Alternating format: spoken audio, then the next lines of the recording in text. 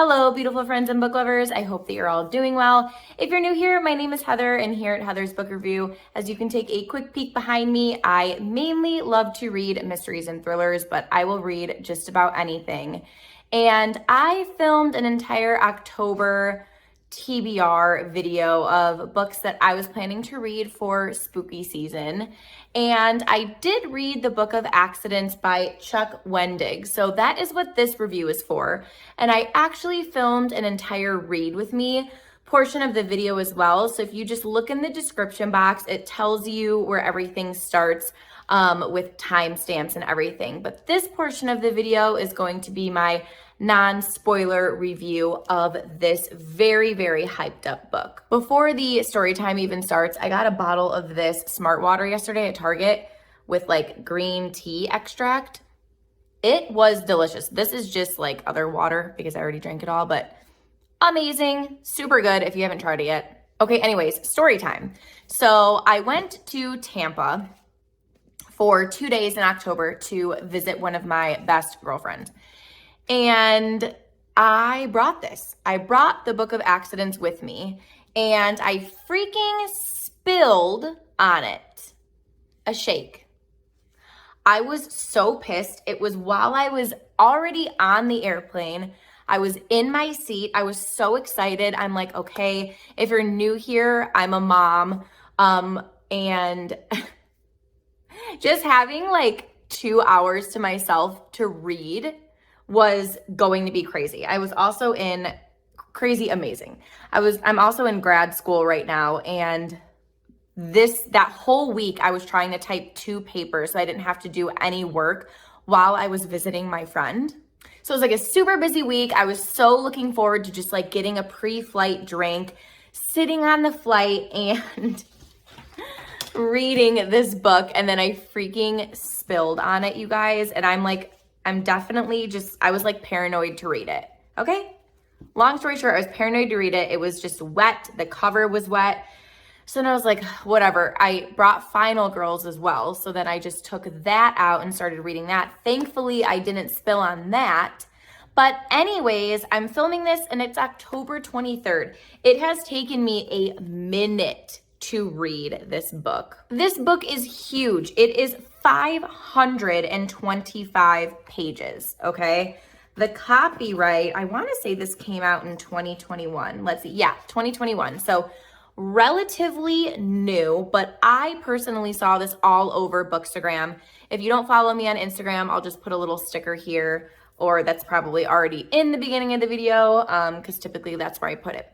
But anyways, it took me a long time to read this. And then I started a buddy read with one of my friends on Instagram as well. And then she just was not loving it. So she's like, would you hate me if I stopped reading it? And I was like, of course not. Like, you do you, but I'm going to power through because I said I was going to film a read with me for this book. But anyways, I went into this book completely knowing nothing. I often say in my videos, like, I don't love to read the synopsis of books, whatever you want to call this, the little blurb, I call it a synopsis, because I feel like it just gives too much away, okay? So this was definitely an impulse buy, 1, because of the popularity and the hype, and 2, because of this cover. Now, if you're looking at this cover, I just want you to take a second. What comes to mind? Like, looking at this cover, what do you think the story would be about?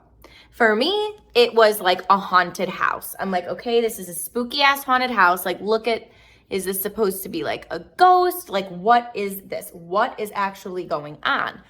So I bought it because I was like, okay, I have been hearing that it's hyped up, it's spooky, like, I'm here for it. It is not about a haunted house. So I am actually going to read the synopsis. Just skip a little bit ahead. When you see me not looking down is when the synopsis is over. But for those who are interested in what this book is about, it says, long ago, Nathan lived in a house in the country with his abusive father and has never told his family what happened there. Long ago, Maddie was a little girl making dolls in her bedroom when she saw something she shouldn't have and is trying to remember that lost trauma by making haunting sculptures. Long ago, something sinister, something hungry walked in the tunnels and the mountains and the coal mines of rural, I can never say this word. I was just laughing with my class about this. Rural, R-U-R-A-L. It's like my tongue cannot form the words rural. There we go. That sounded pretty good. That sounded good. Rural. I can't. That word, Pennsylvania. Now I've even lost my spot. Now, Nate and Maddie Graves are married and they have moved back to their hometown with their son, Oliver. And now what happened long ago is happening again, and it's happening to Oliver. He meets a strange boy who becomes his best friend, a boy with secrets of his own and a taste for dark magic. This dark magic puts them at the heart of a battle of good versus evil and a fight for the soul of the family and perhaps for all of the world. But the Graves family has a secret weapon in this battle, their love for one another. Okay, had I read that, I probably would have passed on it for spooky season because that doesn't sound very spooky to me. It just doesn't. I mean, it sounds kind of more like, you know, it hints at like long ago, like now something's happening. So I'm like, okay, like it doesn't give a whole ton away. I will say, in my opinion, this does not give a whole ton away. I probably should have read it, but I didn't. But since this is the non-spoiler part, I am just gonna go ahead and show you my rating. So on my rating scale, I am giving this an enjoyable read. I didn't love it as much as I feel like everybody has loved it. I mean, people rave about this book. Like, I had high hopes, okay? I had high hopes. And it is a really great read. It's a complex read. You get points of view of the father, the mom, Maddie, that's mentioned, and the son, Oliver. And there are some pretty spooky parts in the story. It's not completely like lacking in the spooky development.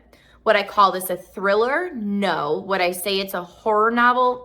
Not really. It's more of like a sci-fi with like a little bit of horror, like just a little bit. I will say, if you enjoyed Dark Matter by Blake Crouch and you haven't read this yet, I would highly recommend reading this because they had a lot of similarities, in my opinion, and I loved Dark Matter. That was a 5-star read for me. This one, it was good. Like, I already did my rating. Star-wise, I'd probably give it a 3.5 or a 4. It was way too long for me. It kind of felt like a little bit of a ripoff from just like some very popular TV shows that I won't mention because it would basically spoil the book. Well, I guess I should just say one TV show.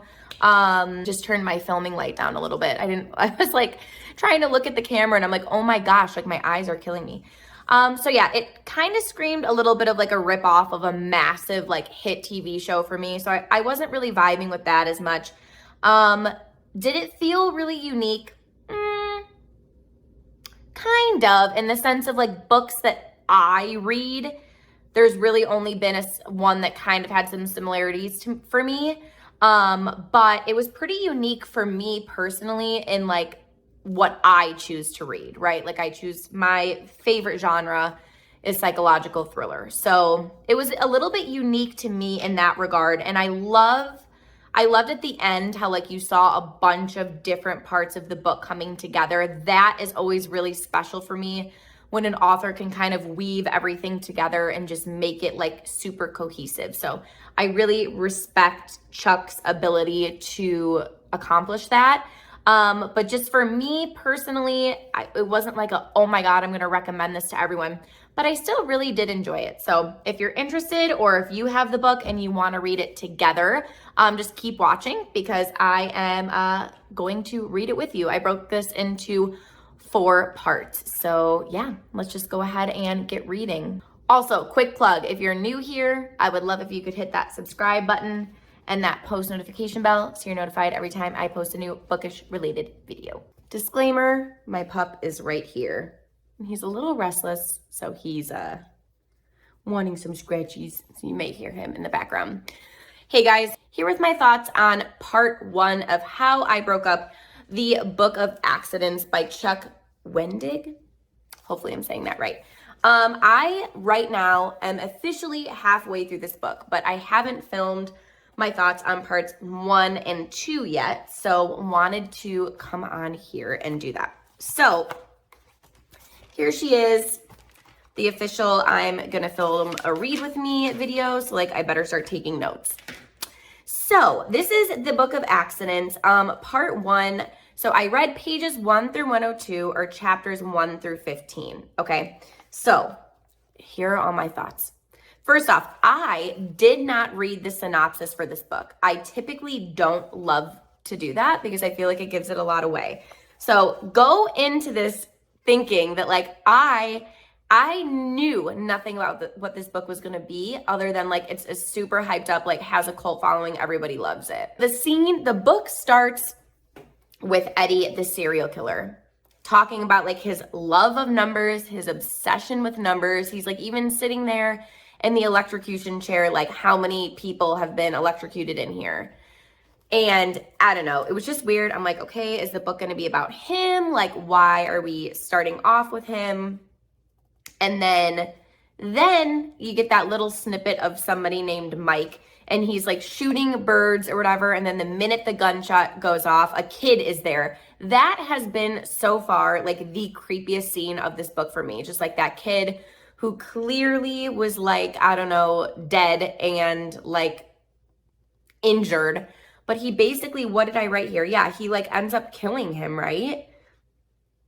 Yeah, killed by boy with the axe. So like that's weird. And like I started to think already, I'm like, okay, the ghosts like mentioned in this book like can hold objects and like actually kill people. Then we get the backstory on Nate, like hating his father, clearly having suffered, you know, abuse at the hands of his father, which is just like terrible. And I was really hoping like we wouldn't get, you know, graphic scenes of that, because it's just like that stuff is always really hard for me to stomach. But then he ends up becoming a cop, and he has his own family, Oliver, Maddie, and like doesn't want to move back to his childhood home, but gets it for the dollar, whatever. And I was like, in my head, I'm like, no, don't do it. Don't go there. Like that's only where the bad stuff is going to happen. And then I just feel so sorry for like Ollie being able to like feel everyone's emotions. I'm like, imagine if that was actually real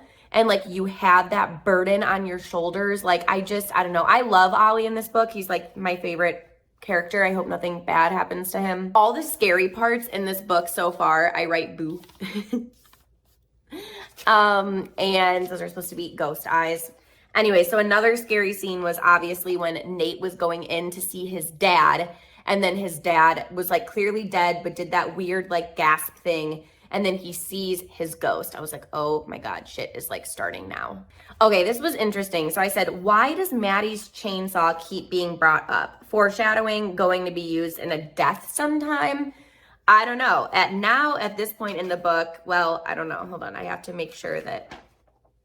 Yeah, okay, so she carved the large owl, and then she feels like when she blacked out, the owl like disappeared. So it's like, clearly her chainsaw is like important, but like, is it the chainsaw or like, is it her? Like, what is going on? I don't know what's happening with the like animals being obsessed and going in like the circular motion. So we have the ants, we had that like weird rabid like deer, and then we also had like the maggots that come out of the deer's nose like circling around. And like, I just don't know, like, what are they following? What could it mean?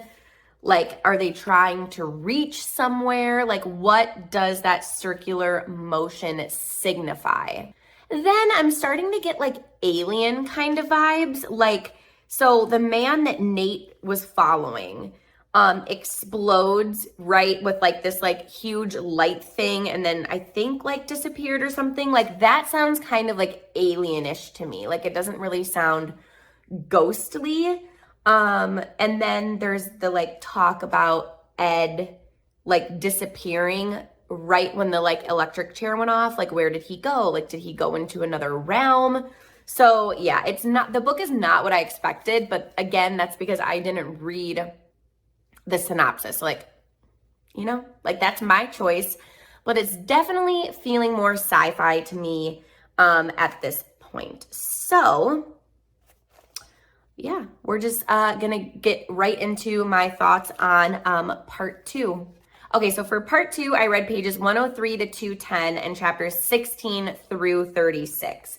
So the scene of Ollie getting beaten by those two dicks from his high school, like that was really, I hated that because like I love Ollie.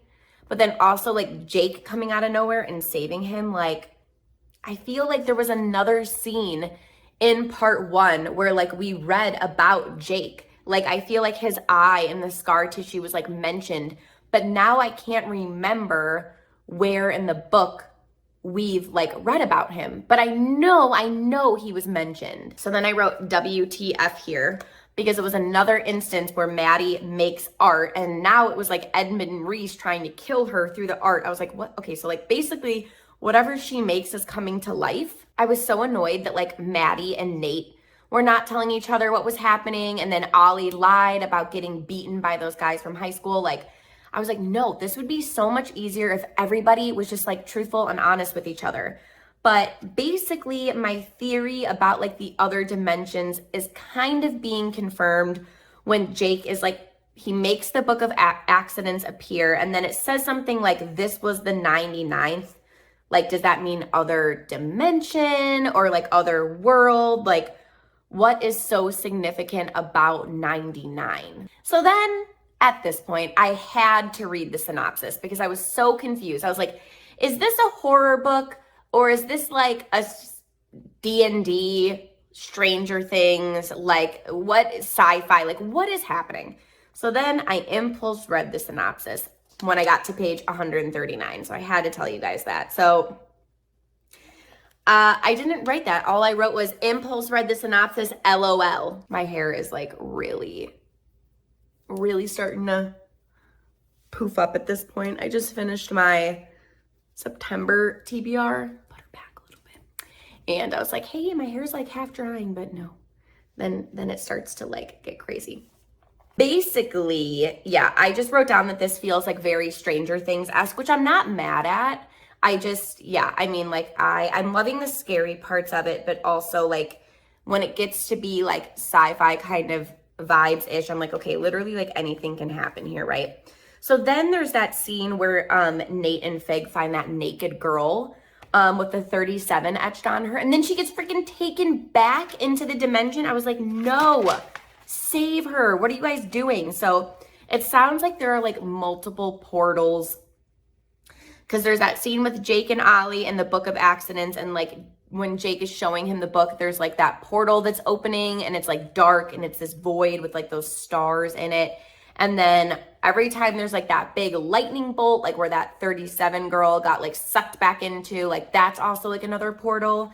So now I'm kind of just wondering like what needs to be present for a portal? Like what is happening? How can a portal like just open? What is this lightning? Where is all of this coming from? So these are really just my last thoughts as we get into the second half of the book.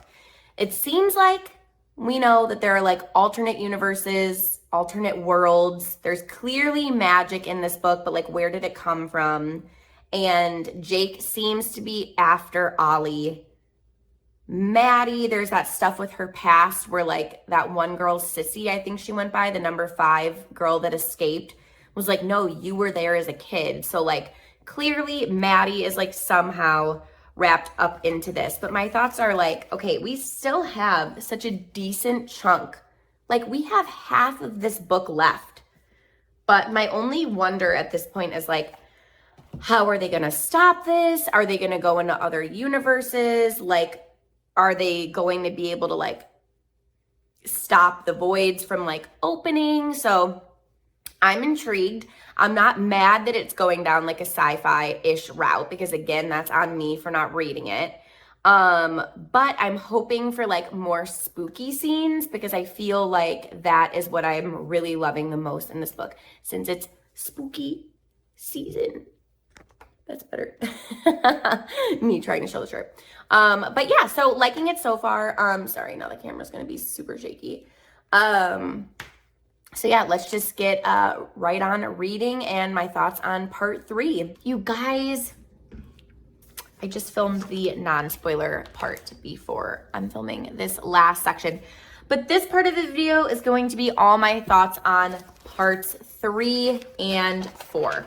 So I gotta be honest with you. Okay, wait, just stick to part 3. My mind is everywhere. So part 3 was chapters 37 through 59, or pages 211 to 353. So it was a little confusing for me because there were like parts in this book, you know? But basically I wrote down a couple of things here. I will admit at this part in the book, I have stopped like getting gumption to read the book, to finish the book. Because I just wasn't loving it. I've recognized at this point while reading that it's just not what I was hoping for and not what I was looking for. But again, I take full 100% responsibility for that. Because, and I talk about that more in the non-spoiler section. But yeah, I was really hoping for like a horror novel and stuff. And this ended up just being kind of like a spooky dark matter to me. But anyways, so I thought that it was really just like, one of those points when you're watching a movie when you're like, no, like don't do that. Stop doing that. Like the part where Caleb was like, don't leave this garage and go with Jake. Like he's a bad man. I can tell he like doesn't have your best, you know, interest at heart, and then he just ends up leaving with him. I ended up writing down that I thought it was interesting that like Jake is the only one at this point that can like move between the worlds. I'm wondering why and how.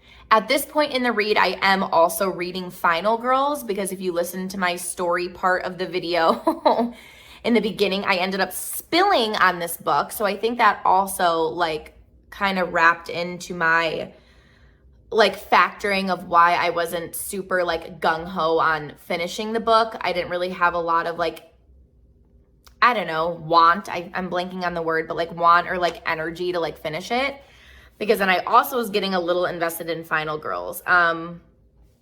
But I did write down that I feel like it's obvious that Jake needs Ollie, right? Like he even says that he needs Oliver to like stop this whole mess. Like Oliver is really important to him.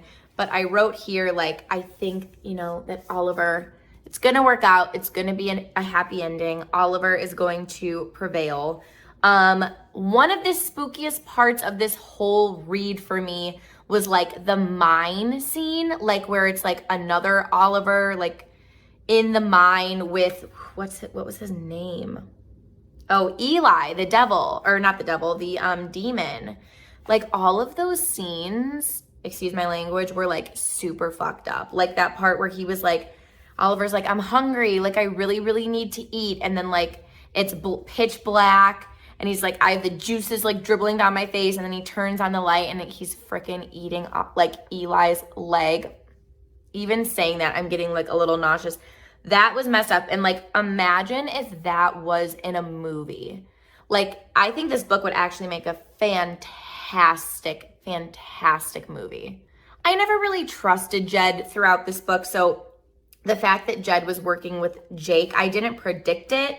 But like, as I was reading it, I didn't love Jed. I was like, okay, I mean, I think he's supposed to be a character that we don't necessarily love. And like, you know, he wanted a lot of sympathy for like his massive fuck up of like killing his family. So yeah, but I personally didn't have sympathy for him. I didn't enjoy him. And then I didn't like, you know, I liked him even less when I found out he was working with Jake. Then I have a prediction which says, Ollie and Maddie will combine their talents to finally rescue Nate. Find and rescue Nate. That was a prediction that I had. Overall, I think this portion of the book was really, it was good. It was intense. I just wish that I was like craving to read it like I was with like Daisy Darker and stuff like that. But unfortunately I wasn't. But I was still like kept on, you know, the edge of my seat with this portion of the book. So going forward in the video is going to be my thoughts finishing the book. So our part 4. Okay, here we are on thoughts of part 4 and finishing. So my prediction I wrote, I think Jake killed Graham to break Ollie, not Graham committing suicide. And that ended up being correct, unfortunately. That was like a really hard scene for me to read. And then everything here in blue font was like basically just how I was feeling while I was reading this. I basically said like I'm not vibing with the book like I wanted to, which I feel like I've made clear enough in this video. I do love the idea of like the multiverse, multi-dimensions, whatever you want to call it. But the book just feels so long. I am loving these spooky scenes that were, hi, my dog has come to say hello. Hello. You are so cute. He absolutely hates the vet and he's going to get his nails trimmed. He's not gonna be a happy camper. I do love all of the scary scenes in the book. I just wish there were like more of them, but some of the scenes so far, besides like the cave scene with the demon and then Jake, the scene with like when Jake's dad dies and not Jake's dad, sorry, Nate's dad dies, and then he sees like the other Carl from the other dimension with the gun in the wrong hand. Like all of those scenes I thought were so great. I was like, sprinkle a couple more of those in.